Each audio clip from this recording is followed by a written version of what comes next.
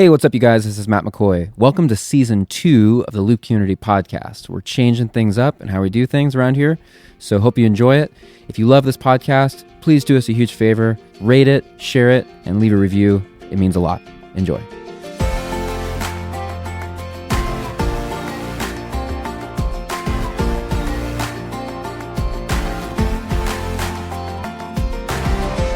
Even if you're bad at it and you enjoy it, Right. it's worth it.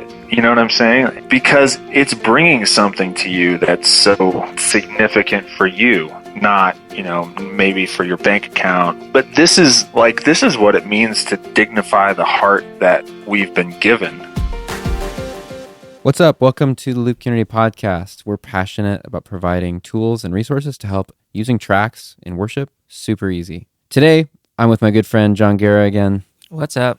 John, remember I was sitting on a corner downtown Chicago and you just drove by, rolled down your window, Matt! I'm like, John! I was like, where are you going? I was just laying outside trying to get some sun, I think. Oh, this my is gosh. Downtown Chicago. Totally. And I got in your car and then we went to Whole Foods. Oh, that's right. Then I got back in your car and you're like, where are you going?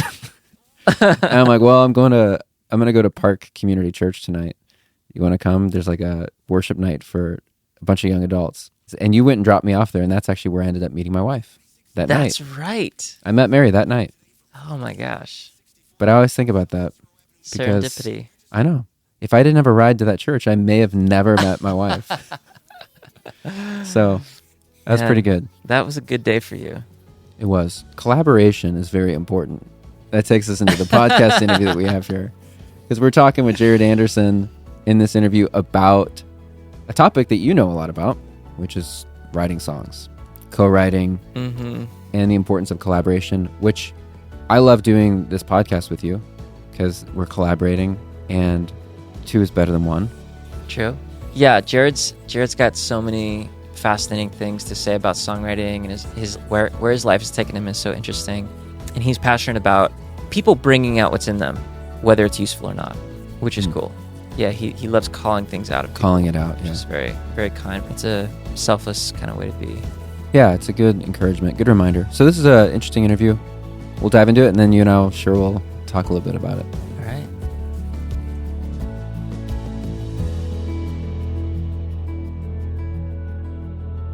Jared, thanks for joining the Loop Community Podcast. We just saw you last week with the Co-Write Gathering. And here we are. Loved Here it. we are.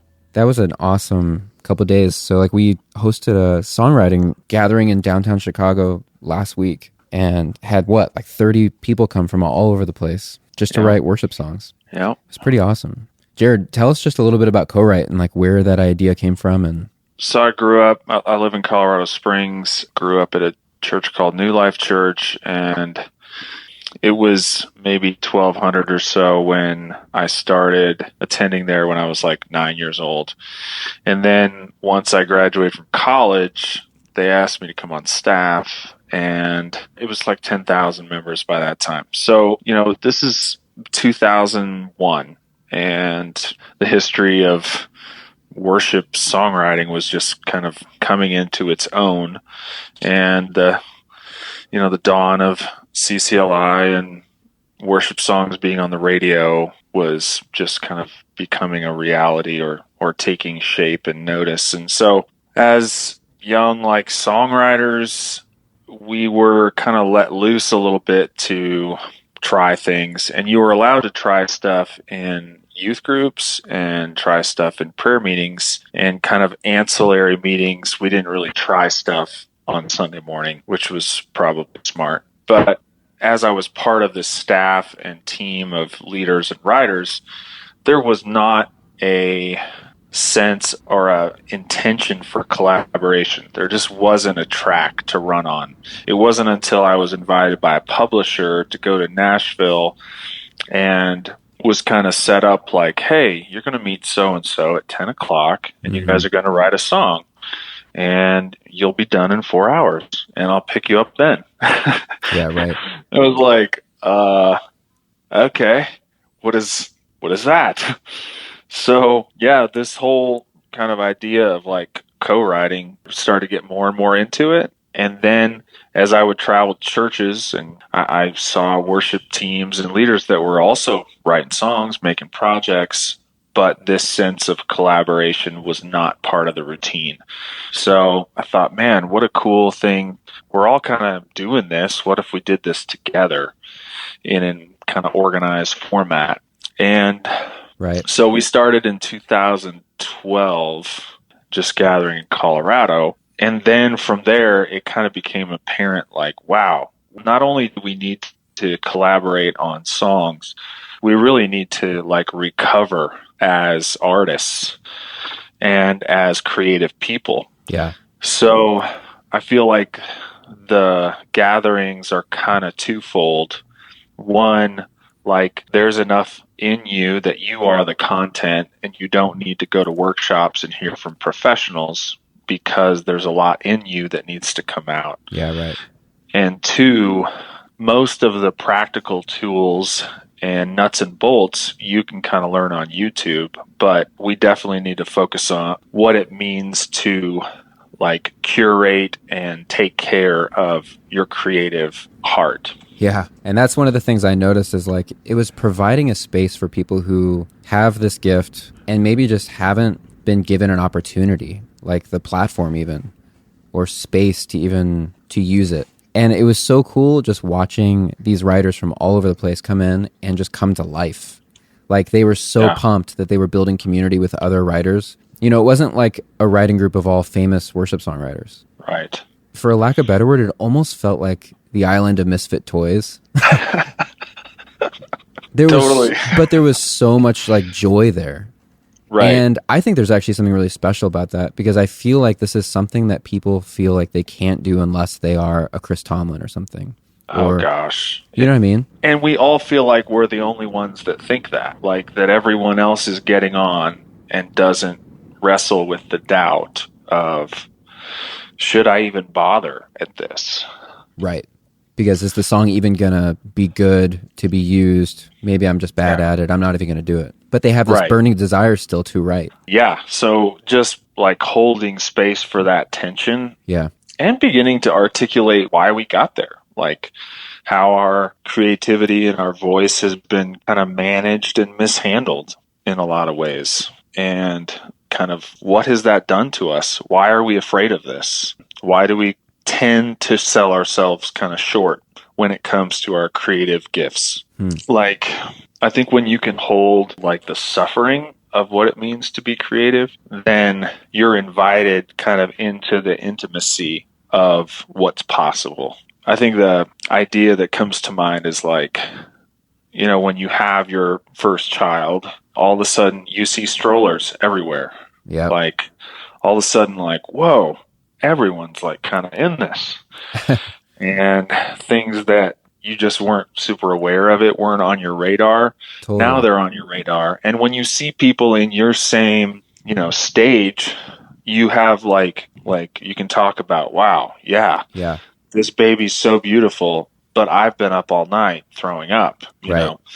So yeah, you realize there's this whole club that like exists that you aren't even aware of when you don't have a child. Right. Or maybe you're aware that it exists, but you don't really care. No, you don't. Why would you? It doesn't apply to you. But it's like you enter, like you get a badge or something to enter into this whole world. Yeah. So you're saying songwriting is similar? Very similar. You carry a weight that often other people don't acknowledge or identify with. And you're like, why do I hear the voices and no one else does, you know? So you start, and sometimes you're made to feel like you're the crazy one, you know, of all your single friends. Like you've got the wife and now you got the kid and you don't go out late at night with all the single friends. And so, yeah, with the creative voice and that tendency to like be drawn to something that's a little more off the radar or left to center can be isolating. Right.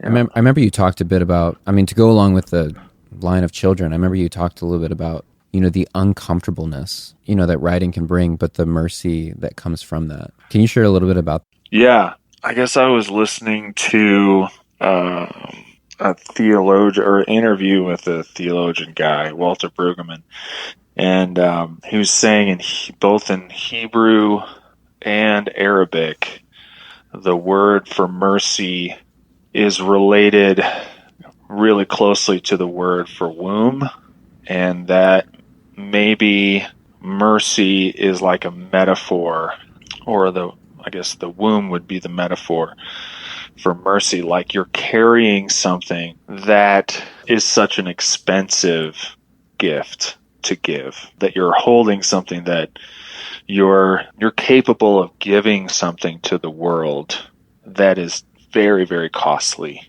but also very powerful. And so the act of like being creative is the act of being merciful and giving birth to something new that is beyond you. So that, I think, kind of helps reframe what it means to contribute to the dialogue here, and for your voice to be right, dignified and heard. Right.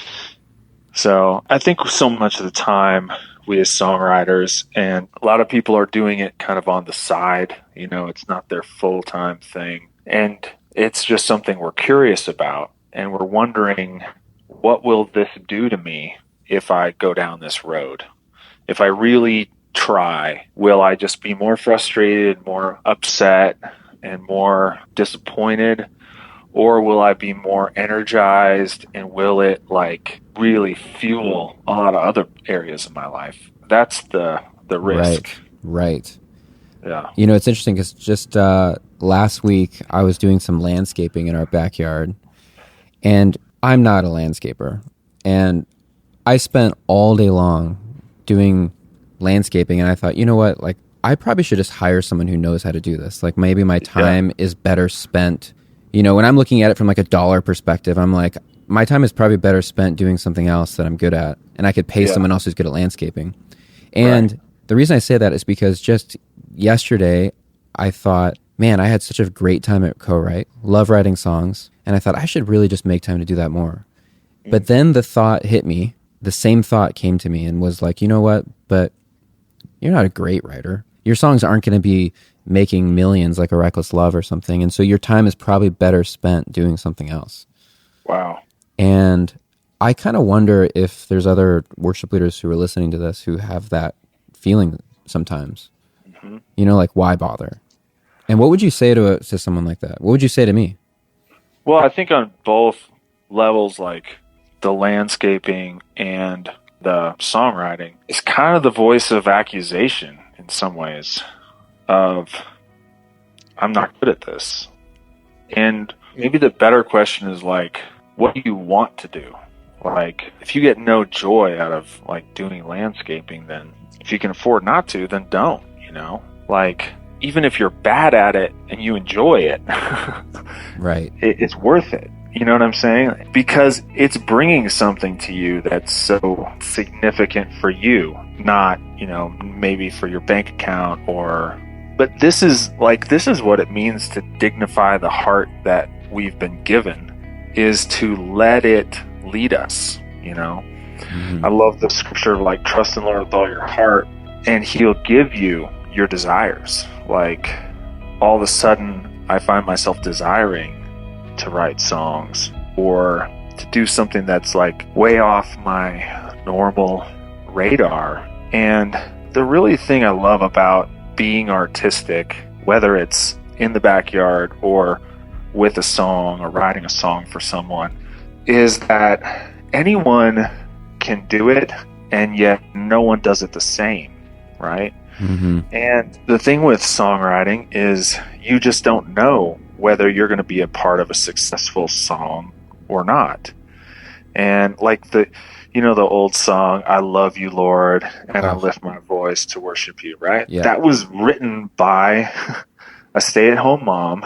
Like, she was doing dishes in the kitchen and wrote that song. It really came from nowhere. Yep. It came out of nowhere to someone, and it went everywhere. And I could go on and on and on about these songs. There's an awesome podcast that Centricity writer Paul Duncan has a podcast on, but he did an interview with the gal that wrote Man in the Mirror for Michael Jackson. She was nobody. She was not a songwriter per se. She was a backup singer. And someone in her journey was like, you should write a song. She walked into this session and it changed her whole life. And songwriting becomes such a avenue for relationships. When you write with someone, gosh, it's a really great way to get to know people, to be creative together. Like, you've made a memory that you probably will never forget. Right. And I think this kind of pursuit has a way of connecting us with people, as well as stewarding an idea or a thought and taking it to the next level. I think you raise an interesting question of like, so what do you do with these songs? So these songs, they get written, Sure. You send around the Word document to everybody. You Yep. airdrop the little rough demo recording that you did on a phone. Yep. But now what? Those 4 people, that I wrote that song with, everybody flew back home to, where they're from. And what happens next? Because I think Right. probably a lot of songwriters feel this way. They're like, okay, well, I write songs, but what was that for? And what do I do with it next? Totally. Which, by the way, I feel like, I don't know this firsthand, but I feel like I have enough data to go on that Chris Tomlin's still asking that question, right? Okay, we wrote this song. Now what do we do with it? Like, what are the options? And of course, he's got a few more options than many of us when it comes to songs. But it's still the question, and it's still the risk of, even if we do something with it, will it even work, or will it even matter? Mm-hmm. So are you suggesting that maybe we just hold them a little more loose? Because maybe I'm thinking from it too much from a capitalistic perspective of like, we must now do something with it. It must Sure. produce and make money for us, or Right, monetize. and maybe we should just be writing for the joy of it, and that's it. Such another element of risk. Like, I even took the risk to sit down for 3 or 4 hours and pour my heart into this. And now I believe in it. Like, now what is it worth? Right? Because it's like, is this a waste of time? Right? What does this produce? I think it produces a lot more than just what's monetizable, but I also know that it can be monetized, right? It can be shared. We can dress it up and package it as a piece of artwork, Right. as a recording art. Right. But I guess I don't know. I'm not sure that I'm super concerned with what people do with it. And maybe I should be, but I think everyone's in their own process, and some people aren't ready to go to the next level with it. But I definitely think like this becomes like a, how do we support this idea? And at what point are we ready to continue? And at what point are we like, well, we tried. Now we're done. Now we're going to move on. Right. Because sometimes you can spend hours and not get anything. Absolutely. Yeah. But this pursuit, for instance, at our last gathering in Colorado, these 4 women got together and wrote a song because they had all been through the loss of a child, whether through miscarriage or stillbirth. I think those were the 2 categories. I don't think any of them were any later than that, but just this loss. And so they decided to write a song out of this place. And at the end of the event, we do a showcase and everyone plays their songs.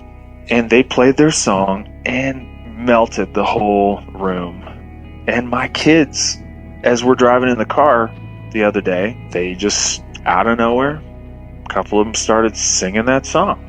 Right? And I'm like, wow, how did this experience connect with my kids? And I still think about that song, and I still am like, I want to call them up and be like, hey guys, what's next? Right. So I do think, and let me be a little more helpful in what do I do with this song, because I've experienced this a ton as a writer. When something sticks with you, I think after writing it, you do need to give it some time. Give it a week or two and come back and see if there's any stickiness to it. What is it that's resonating with you? Do you remember how it goes? If you can't remember it, how are other people going to remember it? So I use that kind of as a test of like, does this carry weight? Mm-hmm. Or is it a conversation I need to come back to? Right. And I think once that place, like even a young writer who's writing by themselves, they're like, well, what do I do with my songs? I'm like, well, you should play them and make them available, right? How can other people interact with them if you don't voice them in the present and if no one can get a hold of them? Of course, now, like, putting some songs up on YouTube is awesome. Like, what a gift, right? It can go anywhere. Instantly shareable. And also, I think the art of performing live, whether you're a great singer or not, or a great performer or not, is really, really good work. Yeah. Because ultimately you're sharing your story. You're refining and maturing your own voice in front of other people. Right. And that's also an extremely collaborative endeavor. Yeah, that was one of my favorite parts of the Co-Write event. At the very end, we did like a 3-hour song showcase where everybody got to get up on stage and share the songs they wrote. It takes on a whole new meaning. Yeah, and they weren't polished at all, but people were so just like overjoyed, like giving the opportunity to play these songs in front of people. Yeah. Aren't we all like hoping that what's precious to us can be made visible or witnessed by other people? Right. That's like a primal need, isn't it? I didn't see one person come off that stage without a huge smile on their face. Like, yeah, like that just happened. Yes. And that song was just written like a couple hours ago with strangers that I didn't even know 2 days ago. Totally. And I think that's also one of the cool things about co-writing is that maybe you aren't the one that has to carry it. It might be kind of cool to see how someone else in your group, maybe they bring it back to their church and play it. Yep. And kind of report back on how it went. Or, I mean, not to get all like biblical, these are how stories kind of get shared and interpreted and held and passed on, right? Like Jesus didn't do any recordings. He didn't write anything down. And yet people just kept turning the stories over and over like soil, right? And those seeds just kept growing and kept spreading, you know? And I think that's the kind of work that we're involved in. Totally. And however they get packaged, I don't know that there's a formula to the packaging. I think there is just care for that seed and that fruit, you know, that needs to take place. Right. That's important work. One of the moments in Co-Write that I'd love for you to talk about is during one of the early sessions, you give a talk, and then at the end, you start talking about how, you know, I'm going to play for you a song now that's the best song I've ever written. And actually, I didn't let the people who are listening to the podcast know that Jared has written tons of songs. Lord, I'm Amazed, and Great I Am, and a lot of songs that you've probably heard. But he says this, and then everyone's thinking you're going to get up and play like Rescue or Great I Am. But you get up and you play this song called Neptune's Taming of a Seahorse, which I think totally shocks people because it's not at all like what they're thinking it's going to be. Yep. And it's like this song that breaks like tons of rules in a way.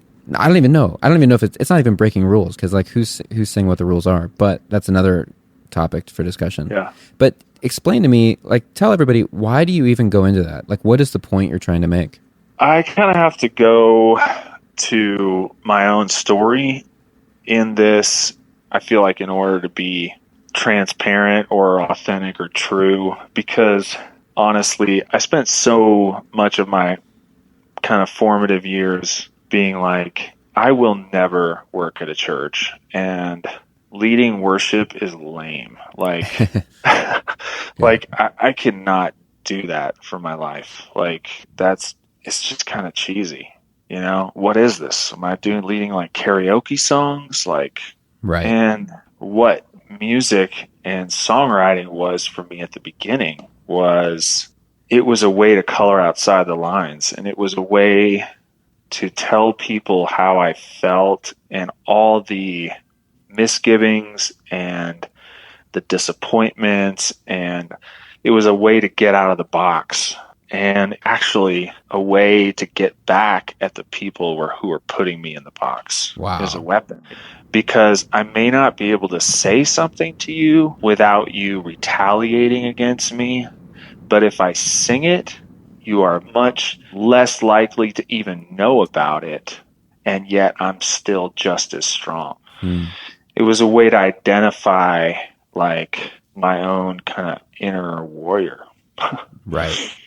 And so it is really like disarming when I play that song, because I'm not trying to get anyone to sing with me, or I'm not trying to be popular or hooky or interesting. Maybe interesting, but a lot of those other goals just are completely irrelevant. But when I sing it, you're like, oh my gosh, this guy is so in his element right now. Like, he's so just like working it out. Yeah. Which I love that. What it is for me, and that's what it does for me, and it's so useful. Yeah. It's so helpful to just have a space for that. Oh, totally. I think it's one of the best things I've ever seen at a songwriting retreat, especially when it's a bunch of worship people, because it's so freeing. It's like saying, just be who you are and write what you're feeling, write what you want to write. Like, you don't have to like follow all the rules and stay in a box. Yeah. You can be unique. And I feel like, because if you were to get up there and just play like, you know, the best worship song you ever wrote, everyone's going to be sitting there thinking, you know, studying the song, thinking, well, I need to write one like that. Or they'll start thinking, I can't write one like that. And I just feel like it's such a freeing thing. And actually, you should get on YouTube and search Neptune's Taming of a Seahorse, because I think it's on there. Well, Neptune's Taming of the Seahorse came rather late for an average year, and I thought you might be the interested one out of all the idiots here.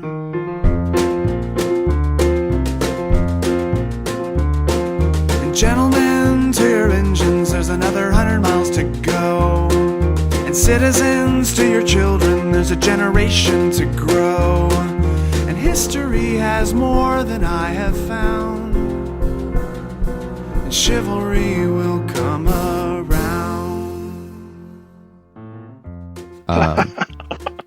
It's one of the things you've taught me, and we've been friends for the past 2 years, I think. Yeah. And you've taught me a lot of things. I was a part of a worship ministry that immediately put me in a box. There was a day when I was like, I loved songwriting. I found so much joy in it. And like Peter Pan, who forgot who he was, when I was on staff at this church, and they immediately put me in a box and just squashed my dreams and kind of just discouraged my writing, honestly, because they set up all these rules. Oh, you can't say it like that. That doesn't make a good song. You can't use that kind of, you know, terminology. Oh, that's not theologically correct, or whatever. I mean, it really discouraged me. And I feel like you've helped me to kind of see, like, I can live outside of a box, like, and be free. And I think that's what you're doing at this Co-Write event. Well, man, thank you for your kind words. And it's even difficult conversation to have because, and I'm noticing this even in my own, raising my own kids. My son will finish 8th grade. My oldest will finish 8th grade this week, and today's his last day. And I wrestle with, like, am I like a puppy mill a little bit? Like, am I just churning these children out to make me look good? Right? Do I need them to do something for me? Like, I need you to pay attention so that you get the grade, so that I don't have to financially support you, you know, much longer. Right? Like, and I think oftentimes we've done that in the church pretty heavily. Like, the kids that are really into it and gifted and beautiful in the youth group end up kind of being harvested in some ways to get involved, be a part of the preparation, be a part of the presentation, and be in leadership, right? Like, you have what it takes. We believe in you. Look, like, we're going to challenge you. We're going to, like, pull the best out of you. And I don't know if we're delivering on those promises in a lot of ways. Right. Like, actually, we have already set what you need to be like. and you need to kind of stick with it, Right. or else you're not in the club. Yeah, it's interesting. We take ourselves too seriously and become like worship snobs, worship songwriting snobs. Oh, bro. Yeah. It's like, well, you need to be like this and sound like this. And instead of celebrating the uniqueness Right. of like, wow, you did say that very differently than Right. maybe I would say it, but it doesn't make it wrong, you know? And the purpose of all this is like for us to be connected, right? Like communion, right? It's not our blood and our body, it's his blood, and like we're the recipients of it in the same room. Like he made the music, he made the words.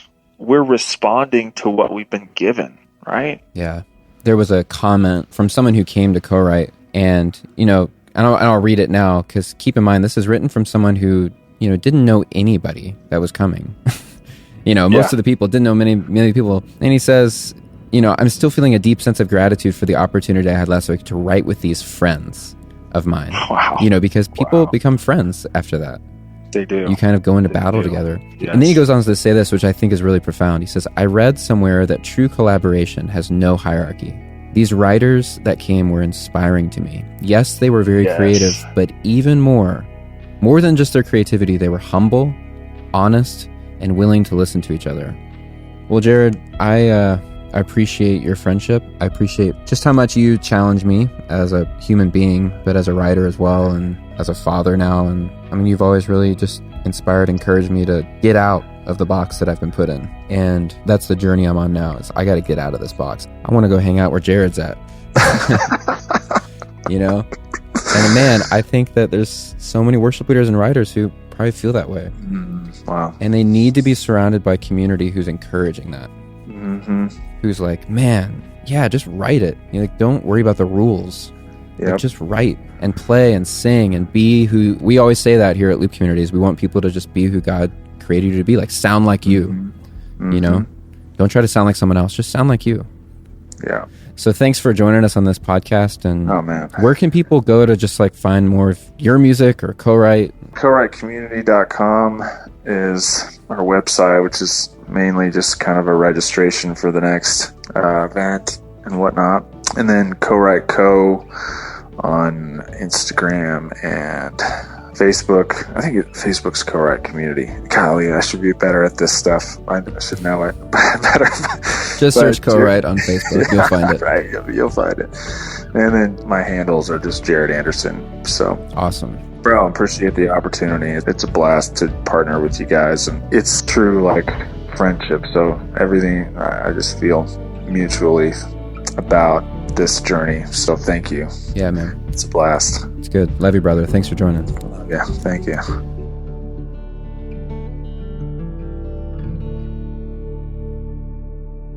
So, John, that was an interesting interview. I can't help to think, you know, we talked most of the time about writing songs, co-writing. Yeah. You and I are both writers. You are definitely a better writer than I am, and a career writer. Would you call yourself a career writer? Yeah, I call myself like a vocational writer. Like I see that as like connected to like Right. my vocation for sure. And you're also on staff at a church, where you have been. I know that when you're on staff at a church, there's a lot of things that you have to do to be a worship leader at a church that, you know, there's a lot more that goes beyond just standing up on stage and singing the songs. You have to do a lot of administrative work, planning center, picking songs, handling people. People are texting you, I can't make it. You have to find someone else, problem solving, meetings, you know, having performance reviews, whatever, ordering food for some event. And there's a lot of things that are part of a worship leader jobs that maybe you like find miserable. I'm not saying you, but like Right. worship leaders, Yeah. like it's like, Totally. oh, this is the part of my job I can't stand. I just want to be on stage and sing. Yeah. Or I just want to write songs or whatever. How do you even stomach the stuff that you're just like, maybe this isn't my superpower. This isn't my thing. I have to Right. do it because it's a part of my job. I mean, I've been blessed to kind of be a contract worship leader for pretty much since 2012. So a lot of those responsibilities I haven't really had to do. I think that there's a lot of people who the majority of their life is spent doing things that they don't want to do. I mean, that's kind of life. Whether it's in church or whether it's not in church, it's like so much of life is kind of just, it's sort of that discipline. Like you just kind of have to do it. But I do think that, you know, we have this idea that God has called everybody to something. Like, this is like a fundamental premise of the Christian life. Everybody is meant to reflect the image of God in an idiosyncratic, unique way. We are made in the image of God. We are made to reflect that into the world. Some people do that creatively. Some people do that through business. Some people do it through just parenting. It's like we all do that in our own unique way. And I think sometimes there's these impulses, especially if you're a worship leader, you have these impulses to, like, you love music, you love songs, you love singing, and maybe you love writing. Some people don't. Some people do. And for those of us who do, it's like the Sunday morning thing is, for me, I've seen it less as like, this is when I'm trying to make my unique image-bearing contribution to the world, and more like, because of my calling as a songwriter and as an artist, because of that, I have skills that I've developed. I can play guitar, I can sing, I can work with a band. I am sensitive to the 30 minutes when we're singing songs, and I can do something with that sensitivity that can serve the people. Because of that, I can use that on a Sunday morning to, serve the church. And so I see it more as like a service, less of like I'm trying to really bring my image-bearing contribution to bear, if that makes sense. Right. I really do think it's a vocation. The word for vocation comes from vocare. It's like a Latin word, means like call, like you hear this, do this, which I don't know. Have you felt that in your life towards Like something? calling? And what is that? Yeah. Well, it's been a very confusing thing for me because I always felt like I was called to lead worship. And I did that for 20 years. I had a whole career in leading worship. And then it completely changed. And I became the guy running a tech company, helping worship leaders lead worship. Huh. And Well, I didn't even ask for that. So it's like, I've actually had seasons where I'm like very confused. Like, well, wait, what is my calling? Because I thought my calling was to lead worship. I didn't know that changed. Apparently it did. I didn't get the notice, interesting. So Yeah. So that is very interesting, because I do think that, Tim Keller has this thing, says, my wife has been married to 20 different men. All of them have been me, which is in the marriage book, Meaning of Marriage, which is really it's a great book. such a great book. But I think that concept works the same with calling. I think our calling does shift in seasons sometimes, but I think there's a nucleus that stays the same. And I think sometimes we misidentify what the practical thing is for what the nucleus is. And that's a hard thing. I mean, that's something that I feel like in prayer, with spiritual direction, with advisors, with friends, with spouses, it's like these are things that we kind of constantly have to, sort through. Yeah. But in a lot of ways, for those of us in like vocational ministry, or those who are like full-time at a church, this might come as a comfort to them or as a sadness. But I think there's a few people in vocational ministry who feel like, I'm absolutely called to leading worship vocationally. I think a lot of people fell into it. Mm-hmm. So then, they go from being the worship leader, and maybe 5 years later, they're like, well, actually, I'm more of like a family pastor person, or I'm more of like an executive pastor person. And they move into those roles. And really what they're called to do is like, feed my sheep, like Right. serve God. And sometimes that means with your guitar. Sometimes that means with a sermon, or with small groups, or what have you. Or sometimes it's not any of those things. It's like serve God in business, or serve God by serving other people who are doing that. What I liked about what Jared was talking about, specifically with the songwriting piece, is he has, and you can just tell this from the interview, he just kind of has this gift for blessing the impractical, which I think is very godly. Like, because sometimes God calls you to something that feels very impractical. You think of Noah. It's like very impractical. Like, what the heck? Why are you doing this? Why are you building this? And I think calling, sometimes God calls some of us to some of those risks. Like, do this thing that I'm calling you to do. Abraham, I'm calling you out. And one of my favorite poets says, if the word vocation means anything to you, if you're like, ooh, yes, that excites me, then you need to figure out what yours is and be doing that, because otherwise you're going to live the most miserable life. Even if your job is doing whatever, carve out time to be working on your vocation. Right. And I would resonate with that, because you can do a lot of things for money and to pay the bills, but like, why did God really put you on this earth? Why do you think that is? And do that, even if it's scary. What if that thing you've tried and you're doing it and it just doesn't feel like it's working? And maybe not working shows itself in that it's not making money, not paying the bills. Maybe people aren't recognizing it.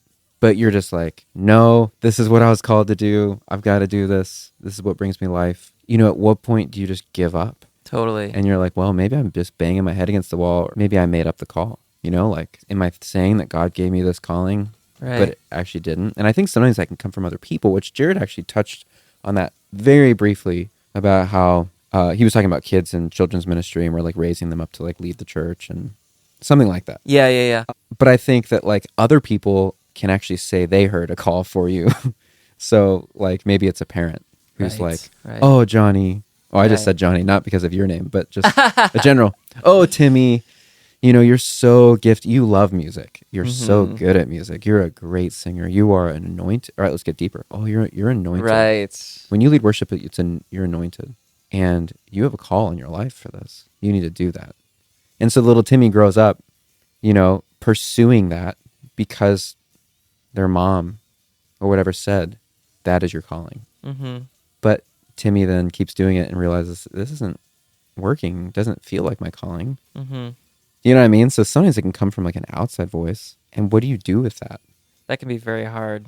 Gosh, the calling thing is so hard. It's like, it doesn't feel like a fine line to me between delusion and between calling. I've got like 9 things swimming around. The first thing I'm thinking of is the Free Solo documentary. Have you seen that on Yeah. Hulu? I was so scared for that guy. So Free Solo is this documentary about this guy named Alex who solo climbs these huge rocks, No ropes. no ropes. So he's suspended in the air by his fingers and his toes, climbing these rocks, and he could die. Life is in his hands. Beginning of the movie, he talks about the difference between risk and consequence, and I thought it was genius, and they just blew past it. But the consequences, if something goes wrong, are very large. But that is different than taking a very large risk. Because for him, he's like, I try to work so hard so that the risk is actually minimized. Meaning I try to work so that I know the rock like the back of my hand. All the factors I can control, like the strength of my fingers, my mental strength in putting fear away. And I think a lot of times when we think of calling, we think, oh, it's so risky. But in a lot of ways, it is and it isn't. The consequences are big, but the risk, I don't know. I think God equips us for our calling. He equips us in a lot of different ways. Opportunity, talent, discipline, people around us encouraging us.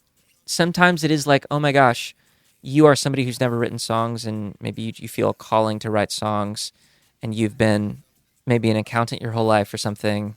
Then maybe we think through that. Like, why do you feel that? What is going on there? But Frederick Buechner has this thing, where does your greatest joy and the world's greatest need intersect? Maybe there's a calling there. Maybe that's kind of like...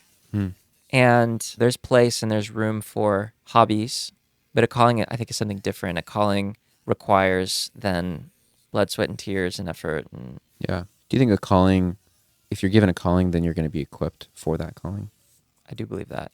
Like God will give you what you need. If he's calling you to do something, he's going to give you what you need to do that. Or he's made available what you need. You then have to, it's both like trust and effort and like work. Mm-hmm.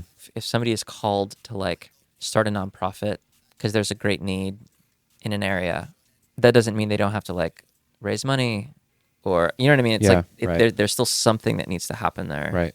So what do you think a worship leader who's on staff at a church can do if they feel like maybe they've been pigeonholed or put in a box to do a certain role, but it maybe is not what they feel their calling is or their superpower or their specialty, their passion, and they're not being given opportunities to express that?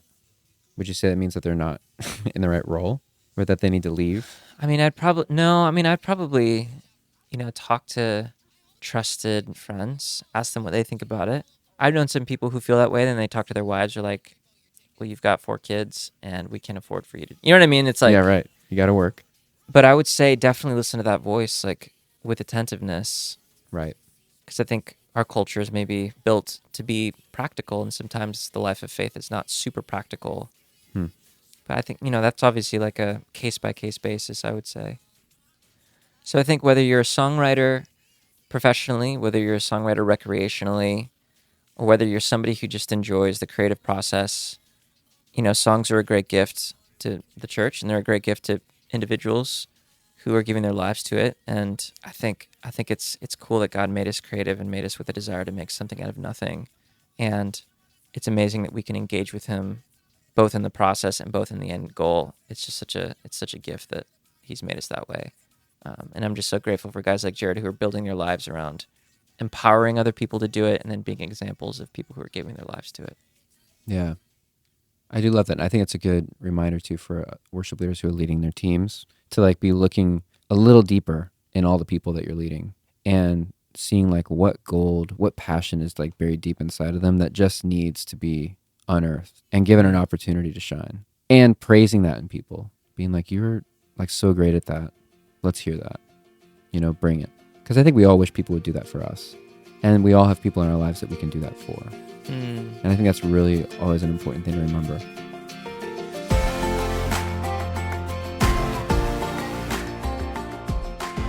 Thanks for joining us on the Leap Community Podcast. Music from this episode is brought to you by John Guerra from his album Little Songs.